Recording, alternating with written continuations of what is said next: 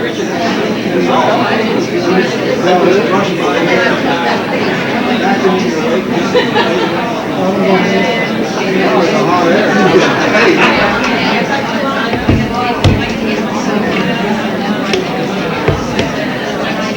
afternoon.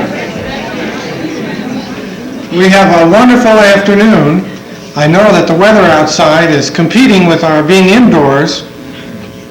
I'm going to be very angry with Mother Nature when she reminds us all again that we're in the middle of January, not the middle of April.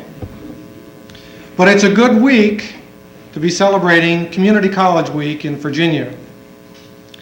We're gathered here today to pay tribute to being part of a very special enterprise, a uniquely American enterprise called the Community College Movement.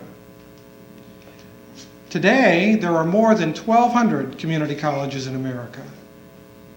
More than 10 million people are enrolled in those colleges. More than half of all students in America that begin their collegiate education do it at a community college now. And in Virginia, 45% of all students who are in higher education are in one of our 23 community colleges. Characteristic of the way that Thomas Nelson Community College does things, we thought it would be appropriate for us to celebrate Community College Week by honoring our students. And so I'd like to ask Dr. Belle Whelan, our Dean of Student Services, if she'd come forward and help us with this part of the celebration. Belle? It's one of those fun jobs today where we get to recognize success that has occurred, and for our students who have belabored over term papers and put in extra hours in all of the student organizations that we have here on campus, it's our time to say congratulations and thank you. One of the honors that I have is circulating a memo to faculty and staff asking them to recommend the students that they feel are representative of excellence here at Thomas Nelson. And during last fall, I asked them to do just that. And as a result, a list of approximately 35 students was submitted who had better than a 2.5 GPA and had been standouts, if you will, in providing leadership for different facets of our community, not just the Thomas Nelson community, but the community of Hampton Roads in general.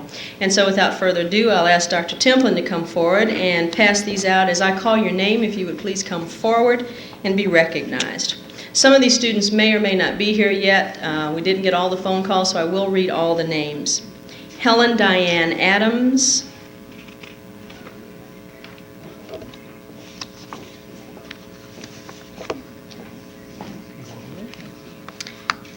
Deborah Barbary,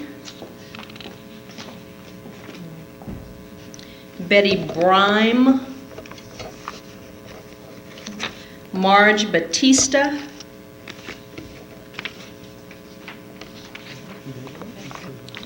Rhonda Becknell,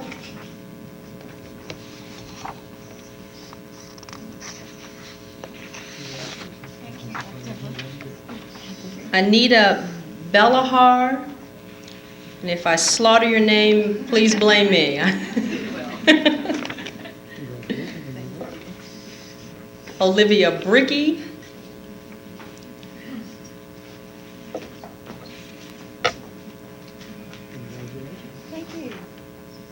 Elsie Brooks,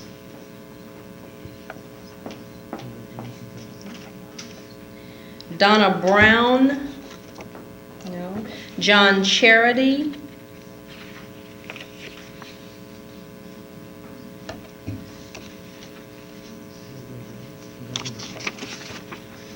Ruth Carvajal, no, James Dishner,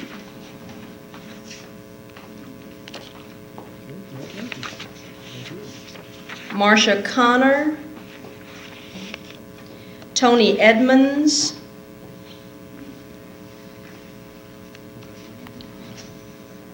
Wesley Furman,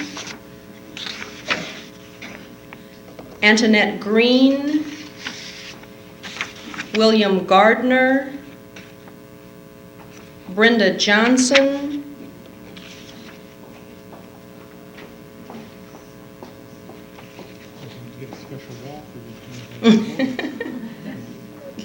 Dorothy Horning,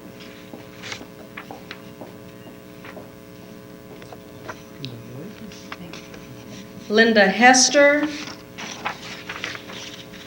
Susan Huffines,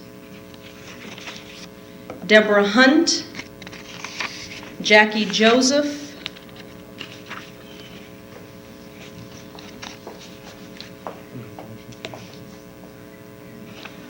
Gemma Kerstetter. Does that sound like anybody's name out there? Gemma, first name, Gemma? Ah, okay, that's, see? Spell it, I get it right here. That was right. Kenneth Kitchen. My phonics teacher would be proud. Carolyn Kirkbride. Jean Kakuka.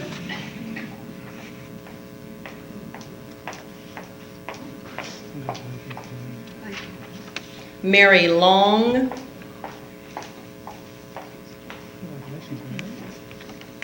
Robert McMath. Kimberly Miles. Blanche Mines. William Pasley. Is that close? Okay. Alvin Petaway.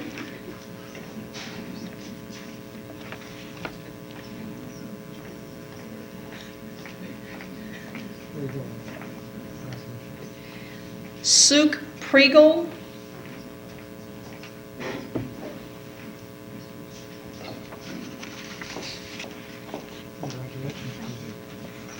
Maureen Robertson. Hazel Ruff.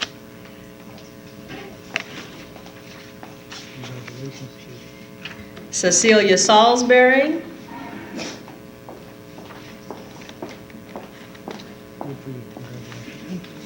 Joy Sloan.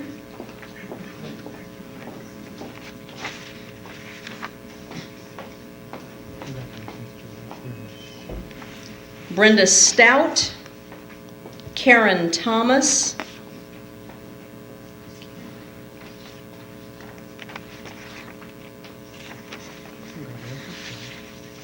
Vivian Vasquez.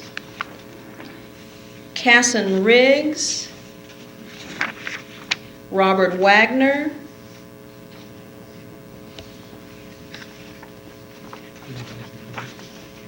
Romel Weber. Denise West.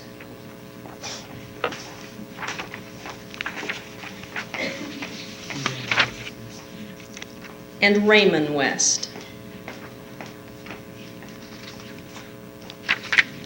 Ladies and gentlemen, these are Thomas Nelson's finest.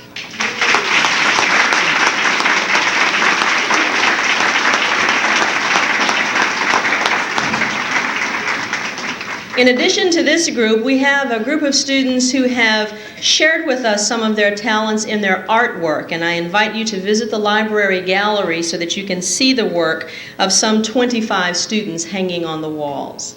Thanks again, and don't stop.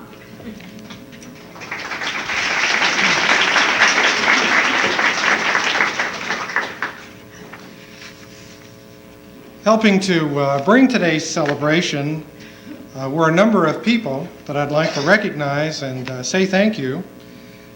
Community College Week is being celebrated across Virginia. We started this week with a breakfast with the members of the General Assembly of Virginia. I must say that we had quite a turnout. We have much support in Virginia, not only amongst the General Assembly members, but from the governor and his staff. Helping us to celebrate Community College Week were some special people here on campus, and I'd like to ask them to stand if they're here. Debbie Eismans, who was our state committee representative, Judy McMillan, who was our institutional coordinator, Helen Bryant, who is the chair of the Social Affairs Committee, Bonnie Capps, who was a very special assistant in arranging today, and members of the Social Affairs Committee. who, like many of our social occasions, are very helpful. Thank you all very much.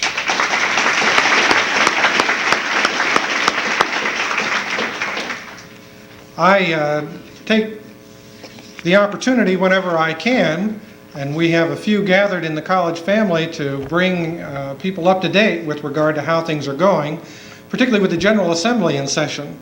So to our students and guests who may not understand some of the educationese I'm going to say, I'm going to very quickly try to update the college family in terms of some things that are very, very important to us. And I'm going to, as usual, use my overhead slide projector as a prop to help me. So if you can't hear, just raise your hand and I'll try to speak up.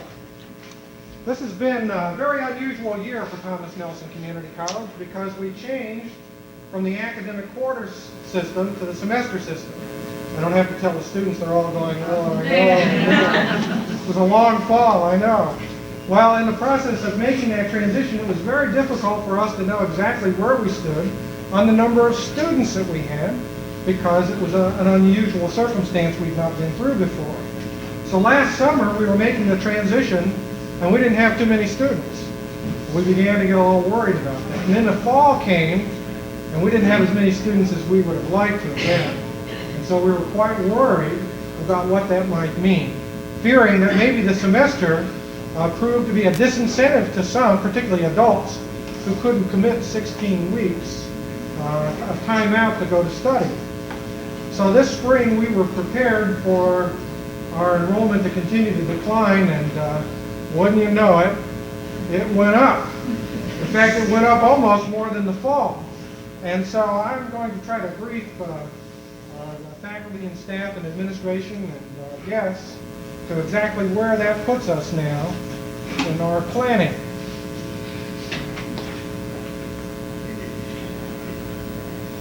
It looks as though our annualized enrollment this year is going to be almost 3,400 annualized full-time equivalent students. If you'll remember when we painted the picture of what might be if everything that could go wrong did go wrong, that ends up being, the spring's about 15% higher than we expected. And that will result in about a 4% enrollment increase for the college overall. So even though summer was poor and fall was down, the spring was sufficient enough to increase our enrollment for an overall 4% increase for the year. Now, because we're a state-supported institution, the numbers of students that we serve results in the kinds of state support we get. And because we thought we might be down, you'll recall, those of you that were here, that our shortfall that we had projected this year would leave us a little bit over $200,000 short. We were going to have to cut budgets. Well, because of the spring enrollment, though, we don't have that situation any longer. But we're still a little short overall for the year. About 41 full-time equivalent students, which results not in $200,000 short, but about $34,000.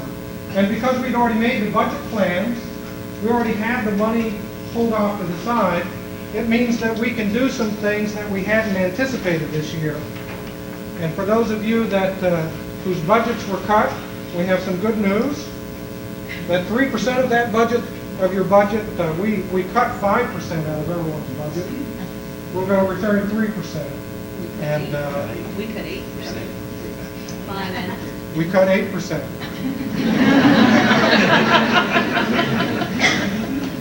We cut 10%, we're giving you 5 then. Anyway, you're going to get some money back. You remember we've talked about on numerous occasions about the very important need that we have for parents to be able to find a way for caring for their children while they're in class. And we prepared this year in setting some money aside to hire a consultant to help us. And then when the enrollment was down, that was one of the areas that got cut. Well, we're going to go back and get back on track with that, and the consultant will be hired. In addition, to make sure that our enrollment continues to increase, we'll be using some of that extra money to help us by hiring a recruitment specialist. In particular, it's our hope that this person will talk to groups of people that we don't normally talk to through community leaders, and in particular working with churches and synagogues in the area, to come in contact with people, particularly young people, whose minds may be undecided about post-secondary education plans. And finally, some of the money that we have, we're going to save. And because our business office and many others here on campus have been so efficient, the governor has allowed certain state agencies that if they maintain very high performance, will give authorization to carry over funds at the end of the year. And normally we don't do that. If you don't spend it, you lose it. But right now we're on a very good path to receive that permission because of the very high administrative standards that we have at the college. You can always, that's not guaranteed, but we're going to try to save some of the money to carry over in case there's a need for it. So that's kind of the good news for this year because of our enrollment. Now we go into next year and what it means. You remember that if the worst had happened, that I had spoken to you about a little over $600,000 shortfall next year if our enrollment had declined this year. That's because we're funded according to the numbers of students that we've had from the year before. So if our enrollment drops, our budget's likely to drop. Well, our budget is still going to be affected, but not nearly as badly as this reflects. The college is funded from the General Assembly as part of the Virginia Community College system. And our share of the whole budget depends upon the percentage of students that we have right here at Thomas Nelson. This year, we were to have about 5.6 of the student body in all of Virginia here at Thomas Nelson Community College. And that's the budget that we received. That was the percentage of the total. However, because our enrollment is lower than projected, you remember roughly 41 students lower than we were targeted for, and because the whole Virginia Community College system enrollment went way out of sight this year, unexpectedly in the spring, we did not grow as fast as the rest of the Virginia Community College system. And here's the dilemma it puts us in. If the General Assembly doesn't give us any more money, and if the whole system is growing, but we're not growing as fast as the rest of the system, it means for us a relative loss in resources. We've done a potential calculation, and if the General Assembly gives us no additional resources, we could be facing still a significant shortfall in our budget, a reduction of about $487,000. Now, we believe that it is not going to be that difficult for two reasons. Delegate Diamondstein has introduced a budget amendment into the General Assembly for additional positions for all of Virginia's community colleges. And if that happens and it's approved, then there will be some relief for us as an institution. And the second is that I've spoken with Chancellor Jeff Hockaday about our unusual circumstances here, which is that we've come very close to meeting our enrollment target, but having a budget decline, and that doesn't seem to fare well for an institution that has the potential that this one does. And I have his commitment to buffer the effects that this might leave us with. Now, how much the General Assembly will do and how much Dr. Hockaday will do is unknown. What that means for us is that the plans we made in the fall need to be held in reserve in case we have to call upon them. It means that the programs that we call to be phased out are going to need to be phased out. We'll continue with those plans. The programs that were being revised so that they could be rededicated and renewed, those plans need to continue. So those of you working on those proposals, hope you didn't quit when spring enrollment jumped up. We still need those. And for those areas of the institution that were marked as being at risk, we need to continue the plans for strengthening those weak areas. Now, I'm not anticipating a reduction in our staff. I'm not anticipating it. But we have plans for it if we have to call upon it, and if worse comes to worse, we're prepared. For those two reasons that I gave you, Delegate Diamondstein's amendment and the Chancellor's intervention, I feel that we're going to have a very tight budget next year, but one that we can live with without a reduction in staff. So that's our overall picture in terms of looking at next year as it stands right now. Now, the General Assembly won't be through until the end of February, beginning of March period, and we won't know what our budget is until the end of March, beginning of April. So this is the best news that we have right now. I'd like to make a few words about where we are on some very important topics to the college and the General Assembly, and I'll read from my notes so I don't foul it up.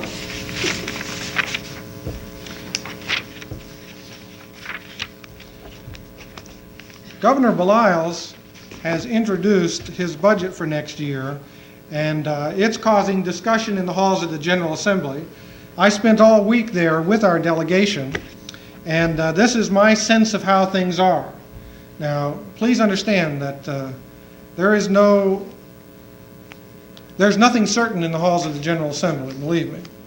And where it stands right now is that the operating budget for higher education next year looks to be about 4% higher than this year. And that's roughly to cover the cost of inflation. But that 4% added with this year means that higher education will receive almost 18.5% increase over 1987-88. Faculty salaries are earmarked so that Virginia's faculties in higher education will be at the 60th percentile of their peer group. So College of William & Mary has a peer group, and Christopher Newport has a peer group, and the Virginia Community College system has a peer group. In order to bring the Virginia Community College system faculty to its 60th percentile of its benchmark, salaries would increase 5.6%. Administrative salaries, which aren't benchmarked to anything, are slated to be 4.55%. And the state classified staff salaries are identified as in the governor's budget at 2.5%, with those who are not at the top of their scale being permitted to get the 4.5% increase. Now let me go over those salaries for a moment, because it's very volatile right now in the General Assembly. Faculty salaries are not likely to change. It's possible, but not likely. There is a move to bring administrative salaries up to faculty salaries, and that's across all of higher education that move is taking on, but I can't tell yet whether it will be successful. There is a statewide movement also for classified staff salaries to be brought to the level of last year's, which would be 3.5%. I say that there's a lot of momentum in the General Assembly for that one to go through, but you just don't know until the final score is taken. With regard to new positions, many of you have worked with us in trying to get what we call wage conversions. That are those positions that we've been working with on a part-time basis that have been working a lot of hours for a lot of years. Well, the authorization to convert the positions is probably going to be given, but no money. I don't know how you do that, but I guess that's like half a loaf. No, it's not really, because reminds me of when we gave in-state tuition to military and their dependents. General Assembly said that you can do that, but you can't collect any state aid for it. So it costs $3,500 to educate a full-time student. The General Assembly didn't want to pay anything but gave them in-state tuition, which left 80% of the costs for the institutions to bear. Well, it's the same thing with this wage conversion. We have authorization but no money. Delegate Diamondstein's budget amendment is the other factor affecting new positions. The Higher Education Equipment Trust Fund next year is slated to rest for a year, so it can build up interest so that in the next biennium it can be used again. But Thomas Nelson Community College, since May of 1987, has received $1.3 million in new equipment. That's very good, very good. And with regard to capital outlay, the college is slated to receive, you know all those lottery tickets you all been buying? Well, you're helping to build our new building with that. As a matter of fact, we have been earmarked in the governor's appropriation to receive out of that lottery money a $549,000 maintenance facility that will allow us to have the room on campus to store equipment, to do maintenance, to make repairs, and to vacate some very valuable classroom and laboratory space that's needed here on campus. Senator Hunter Andrews was instrumental in seeing that the college receives that. Now, when do we get it? It all depends on how many lottery tickets they sell. So you tell your friends and neighbors to go out and buy those lottery tickets. We're hopeful that we'll receive the money for that during the next fiscal year. There are a number of other things that have happened in the state level. I know many of you know about them, but in case you didn't, many of our faculty have been working very hard on some reforms.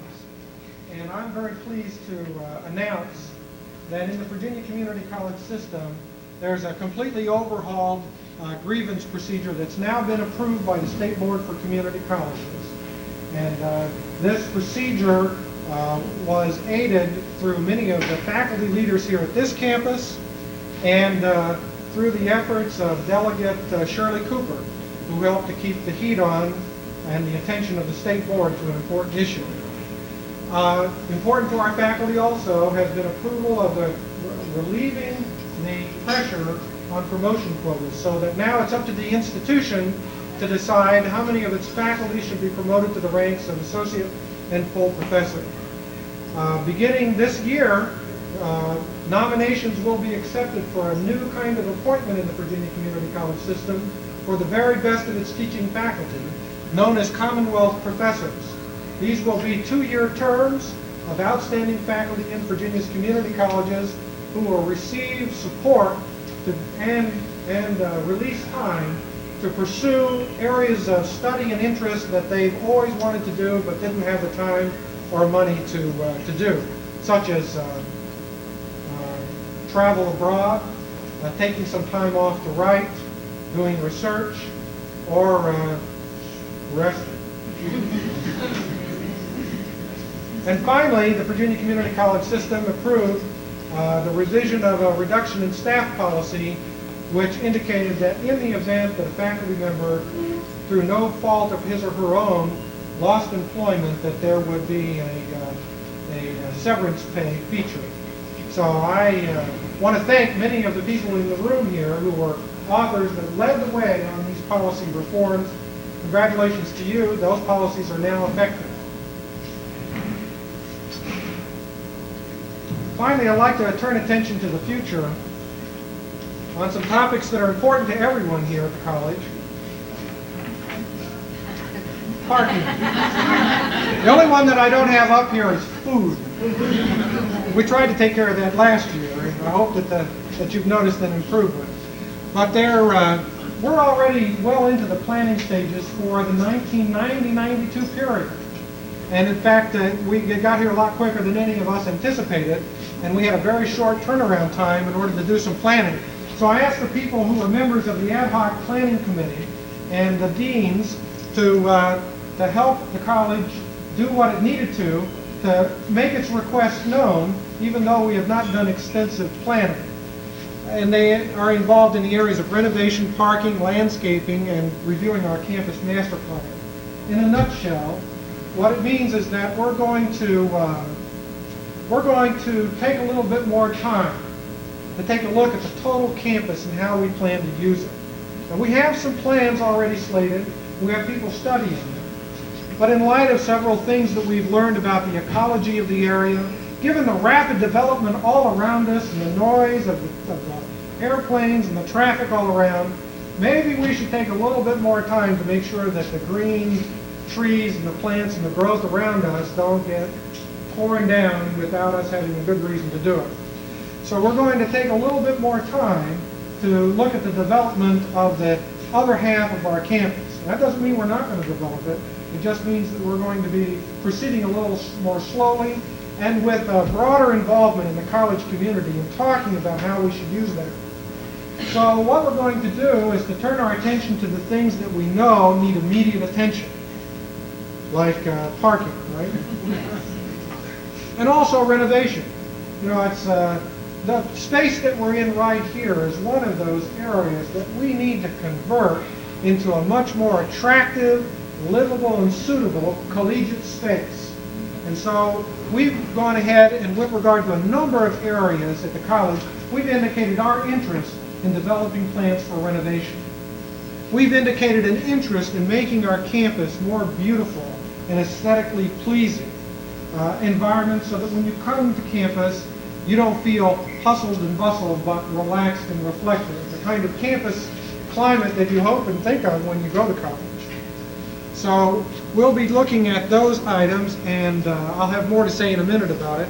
But there's just, you won't believe the faux pas of a decision I made this fall when we had students that couldn't find parking places, and so our campus police made a proposal. It was a rational proposal to alleviate the problem. But like food, if you change parking in the middle of a year, you are going to hack off the whole college community. My experience, if you touch parking in the middle of an academic year, and students and faculty are used to parking in one area and finding their space is gone, there's trouble. So I said the only reason we would want to change now is if it's possible we have more students in the spring than in the fall. And there's no chance of that happening, right? Well, it happened. And so we got right back to the same old problem again this spring that we had in the fall. We're going to begin correcting that by correcting our campus traffic flow and taking a look at the better use of our traffic, of our parking spaces, and also looking at additional parking facilities. So we're going to be putting in plans for additional parking. But you'll notice what the years are up here. That's not tomorrow that we're going to turn that problem around. I'm going to be appointing a campus-wide committee to take a look at all of these ideas, to secure input from around the college campus, and to fashion a plan that will help us improve our campus environment. So I wanted you to know that that was in the works. We proceeded with the planning, and that a committee is soon to be formed.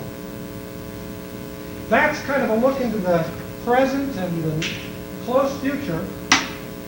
But before we end the program, because the theme is pursuing the American dream,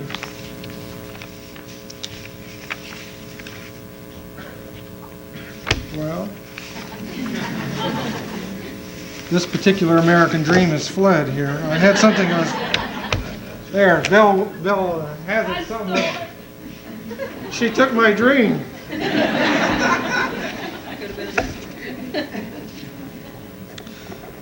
A good friend and colleague of mine wrote about the spirit and the essence of the American dream and how it relates to the enterprise that you're part of, the community college, and that we're all part of, the faculty and staff, the administrators and the board.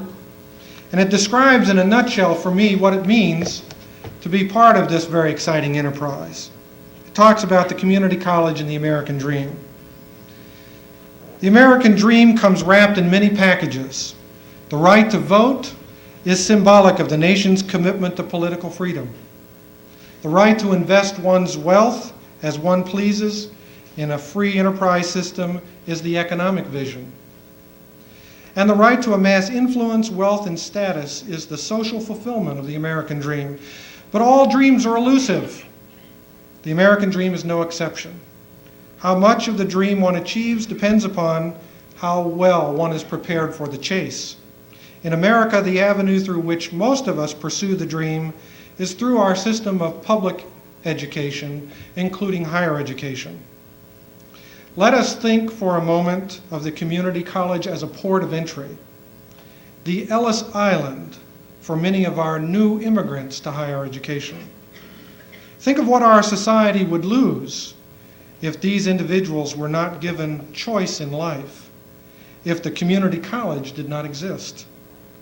To carry the metaphor a bit further, let us think of each of our community colleges as shining symbols of hope for many Americans today, just as the Statue of Liberty served as a symbol of hope for the neglected masses of immigrants landing at Ellis Island. Just as the Statue of Liberty beckoned to those new to our shores, the community college beckons today. Give us your young and you're not so young. Give us your capable and you're not so capable. Give us your minorities and your homemakers. Give us your employed and your unemployed and those who are underemployed. Give us those in society who have too long lingered on the periphery of the American dream. And we will help them to become better students, better workers, better citizens, and better people.